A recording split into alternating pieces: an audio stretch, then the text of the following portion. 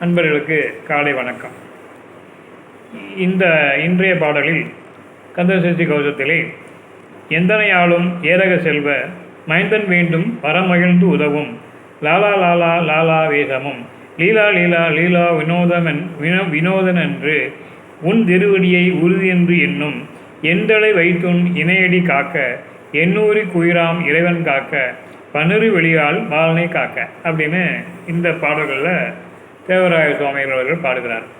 இதில் என்ன அப்படின்னா, இது புத்த மதத்தில் தம்மம்னு சொல்லி புத்த சமாஜம் இருக்குது.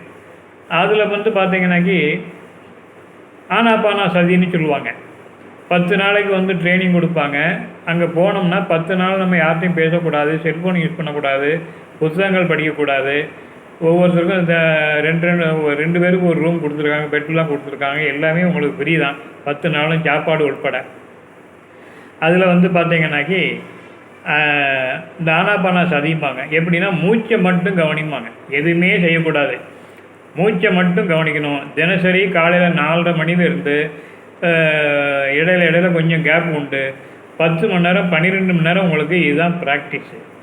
காலையில் 4 மணிக்கெலாம் எழுப்பி விட்ருவாங்க. 4லேருந்து 6 மணி, 6:30க்கெலாம் காலை சாப்பாடுலாம் பார்த்தீங்கன்னாக்கி எல்லாம் அரை உப்பு இது புளிப்பு தான் இருக்கும், காரசாரம்லாம் இருக்காது. அதுக்கப்புறம் 8 மணிக்கு அப்புறம் திருப்பி போனீங்கன்னாக்கி திருப்பி 11:30க்கு வெளியில் வரணும். 11:30க்கு வந்தால் 11:30க்கெலாம் மத்தியான சாப்பாடு, அதோடு முடிஞ்சுது.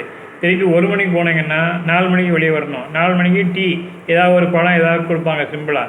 அதுக்கப்புறம் மறுபடியும் 4:30க்கு உள்ளே போனீங்கன்னா நைட்டு 9:30 வரைக்கும் இருக்கணும். இந்த 10 நாள் இதான் ப்ராக்டிஸு.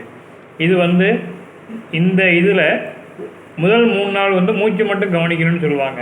அடுத்தது பார்த்தீங்கன்னாக்கி மூச்சை விட்டுக்கிட்டே உன்னுடைய சிரசை கவனி, உன்னுடைய நெற்றியை கவனி, புருவ மத்திய கவனி, 2 கண்களை கவனின்னு ஒவ்வொரு உறுப்புகளையும் நம்மளை கவனித்து அந்த தியானத்தை பண்ண சொல்லுவாங்க.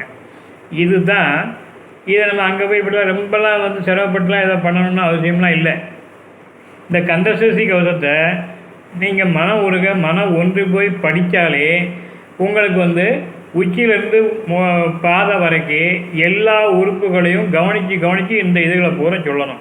அதாவது தேவராய சுவாமிகள் ஒவ்வொரு இதாக சொல்கிறாரோ, அடியேன் வதனம் அளவுகள் காக்க, பொடிபனை நெற்றியை புனிதல் காக்கன்னா, என்னுடைய ஒவ்வொரு இதையும் நீங்கள் சொல்லும் போதும் உங்களுடைய நெற்றி போட்டு, உங்களுடைய உச்சந்தலை, உங்களுடைய கண்கள், உங்களுடைய மூக்கு, உங்களுடைய செவிகள், இப்படின்னு அதை நீங்கள் கண்ணை மூடிக்கிட்டே இல்லை இந்த பாடலை பாடும்போது உங்களுடைய உறுப்பில் கவனம் செலுத்தணும். அந்த உறுப்புகள்லாம் எனக்கு இன்றைக்கு வரைக்கும் பிறந்த நாள்லேருந்து இன்னும் இது நாள் வரைக்கும் நல்ல எனக்கு சேவை செஞ்சுட்டு வரேங்க, உங்களுக்கு நன்றின்னு மனசார சொல்லிக்கணும்.